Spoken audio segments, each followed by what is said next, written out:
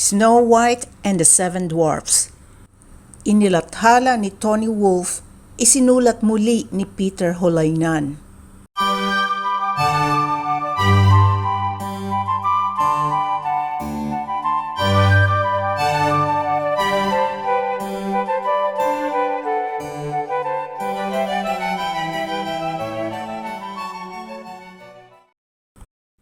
Noong unang panahon, sa isang malaking kastilyo, lumaking masaya at kontento ang anak ng isang prinsipe sa kabila ng pagkakaroon ng selosang madrasta. Napakaganda niya, may asul na mga mata at itim na buhok. Maselan at maputi ang kanyang balat, kaya tinawag siyang Snow White. Sigurado ang lahat na magiging napakaganda niya pag siya ay nagdalaga. Ang kanyang madrasta na bagamat isang balakyot na babae ay napakaganda rin. At ang mahiwagang salamin ay nagsasabi sa kanya nito araw-araw sa tuwing tatanungin niya ito. Salamin, salamin, sino ang pinakamagandang babae sa buong kapuluan? Ang tugon ay palaging, ikaw, kamahalan. Hanggang dumating ang malagim na araw nang marinig niyang sinabi nito, si Snow White ang pinakamaganda sa buong kapuluan. Galit na galit ang madrasta at halos mabaliw sa paninibugho ay nagsimulang magplano upang iligpit ang kanyang karibal. Tinawag niya ang isa sa kanyang mapagkakatiwalaang tagapaglingkod. Sinuhulan niya ito ng isang malaking gantimpala upang dalhin si Snow White sa kagubatan malayo sa kastilyo. Pagkatapos ay papatayin niya ito ng walang makakakita. Ang ganid na lingkod na naakit sa gantimpala ay sumang-ayon na gawin ito at inakay at dinala ang inosenteng batang babae sa gubat. Gayunpaman, nang dumating sila sa kagubatan, ang tapang ng lalaki ay nawala at iniwan si Snow White habang nakaupo sa tabi ng isang puno. Bumulong siya ng dahilan at biglang lumisan. Si Snow White ay naiwang nag-iisa sa kagubatan. Dumating ang gabi, ngunit hindi na bumalik ang alipin. Si Snow White na nag-iisa sa madilim na kagubatan ay nagsimulang umiyak sa takot. Ramdam niya na may mga matang nakatingin sa kanya at nakarinig siya ng mga kakaibang ingay at kaluskos na nagpabilis ng tibok ng kanyang puso. Dahil sa pagod, nakatulog siyang nakabaluktot sa ilalim ng puno. Si Snow White ay nakatulog pero balisa. Nagigising siya mayat maya at nakatitig lang sa kadiliman sa paligid niya. Ilang beses na may naramdaman siya o may dumantay sa kanya habang siya ay natutulog. Sa wakas, dumating ang madaling araw at ginising ang kagubatan ng awit na mga ibon at nagising din si Snow White. Nag-umpisang magkaroon ng buhay at gumalaw ang buong paligid at ang batang babae ay natuwa nang makita kung gaano walang katuturan ang kanyang mga pangamba noong nakaraang gabi. Gayunpaman, ang makakapal na mga puno ay parang pader sa paligid niya at habang sinusubukan niyang alamin kung nasaan siya, napunta siya sa isang landas. Sinundan niya ito, naglakad siya hanggang sa makarating siya sa isang palanas. May nakita siyang nakatayong kakaibang dampa na may maliit na pinto, maliliit na bintana at maliliit na palayok sa chimenea. Ang lahat ng bagay sa dampa ay mas maliliit sa malapitan. Itinulak ni Snow White ang pinto. Sino kaya ang nakatira dito? Sabi niya sa sarili, sumilip sa kusina. Anong liliit na mga pinggan at mga kutsara? Meron yatang bilang ng 7. Ang mesa ay nakahanda para sa 7 tao.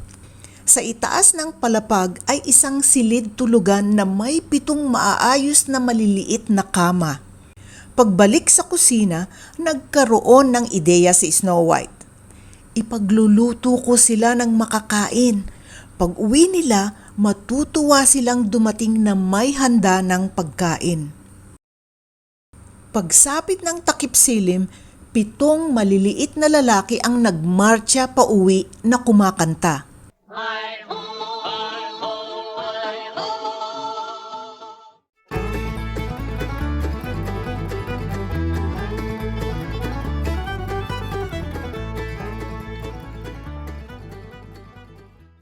Ngunit nang buksan nila ang pinto sa kanilang pagtataka, nakita nila ang isang mangkok ng mainit na umuusok na sopa sa mesa at ang buong bahay ay napakaayos at napakalinis. Sa itaas, nakita nila si Snow White mahimbing na nakatulog sa isa sa mga kama. Marahan siyang tinapik ng punong duwende. "Sino ka?" tanong niya. Sinabi sa kanila ni Snow White ang kanyang malungkot na kwento at tumulo ang mga luha sa mga mata ng mga duwende. Pagkatapos ay sinabi ng isa sa kanila habang maingay na isinisinga ang kanyang ilong. "Manatili ka rito sa amin." Sila ay nagpalakpakan. Masayang sumasayaw sa paligid ng batang babae.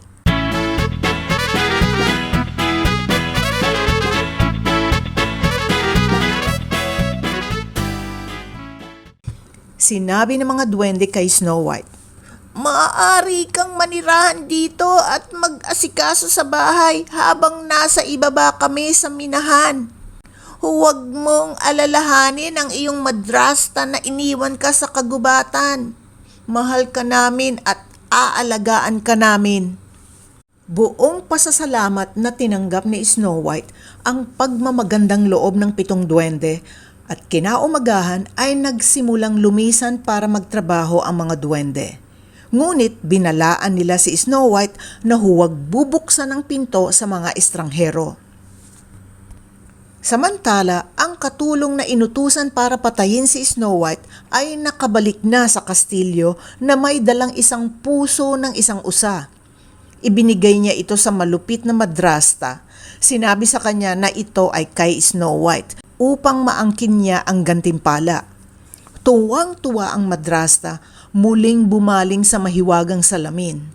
Ngunit ang kanyang tuwa ay nawala dahil ang salamin ay sumagot. "Ang pinakamaganda sa buong kapuloan ay si Snow White pa rin na nakatira sa dampa ng 7 duwende sa kagubatan." Ang madrasta ay nagngingit-ngit sa puot. "Dapat mamatay siya! Dapat mamatay siya!" sigaw niya. Nagbalat kayo ang madrasta bilang isang matandang babaeng magsasaka at naglagay siya ng may laso na mansanas kasama ng iba sa kanyang basket. Pagkatapos, tinahak ang pinakamabilis na daan patungo sa kagubatan, tumawid siya sa latian at nakarating sa dampa habang nakatayo si Snow White na kumakaway sa 7 duwende patungo sa minahan. Nasa kusina si Snow White nang marinig niya ang katok sa pinto. "Sinong nandyan?" Naghihinala siyang tumawag, naalala ang payo ng mga duwende. "Ako ay isang matandang babaeng magsasaka na nagtitinda ng mansanas," ang sagot nito.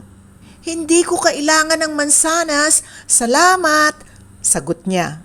"Ngunit ang mga ito ay magagandang mansanas at napakamakatas," sabi ng malamyos na boses mula sa labas ng pinto. "Hindi ko dapat buksan ang pinto sa sino man," sabi ng batang babae na nag-aatubili na suwayin ang kanyang mga kaibigan. "At tama ka rin, mabait na bata. Kung nangako kang hindi pagbubuksan ng estranghero, syempre hindi ka makakabili. Mabait na bata ka talaga." Pagkatapos ay nagpatuloy ang matandang babae. "At bilang gantimpala sa pagiging iyong mabuti, bibigyan kita ng regalo ng isa sa aking mga mansanas." Nang biglang nagpasyang binuksan ni Snow White ang pinto ng isang maliit na bitak upang kunin ang mansanas. Ayan, ngayon, di ba ang gandang mansanas? Kinagat ni Snow White ang prutas at habang ginagawa niya ito ay bigla siyang lumupasay sa lupa. Ang kakilakilabot na epekto ng lason ay kumitil sa kanyang buhay kaagad. Ngayon ay humahagikgik sa tuwa ang masamang madrasta na nagmamadaling umalis.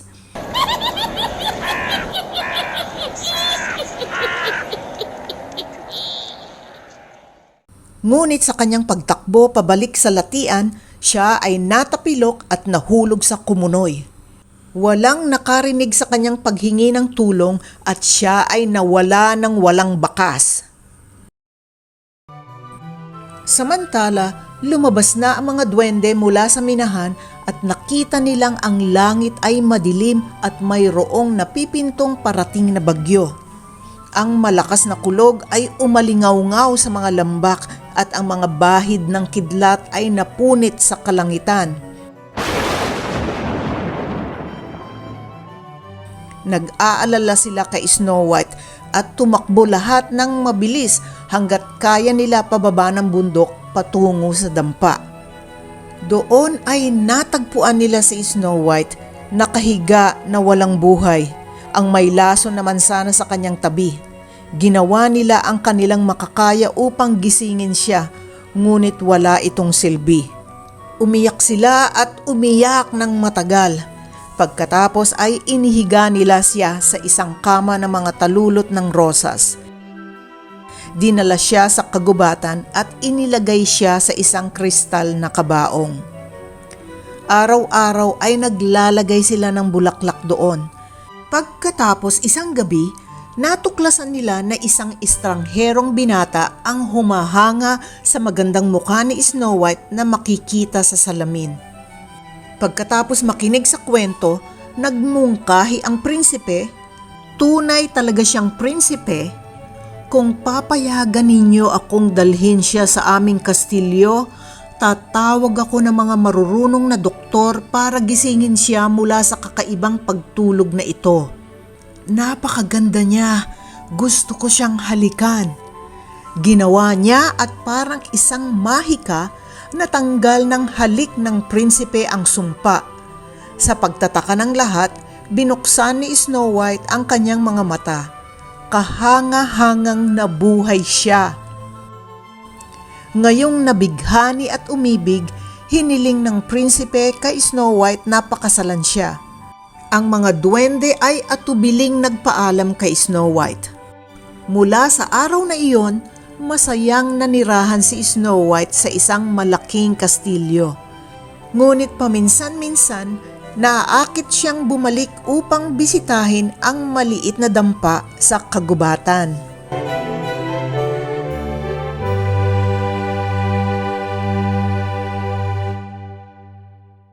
Hello!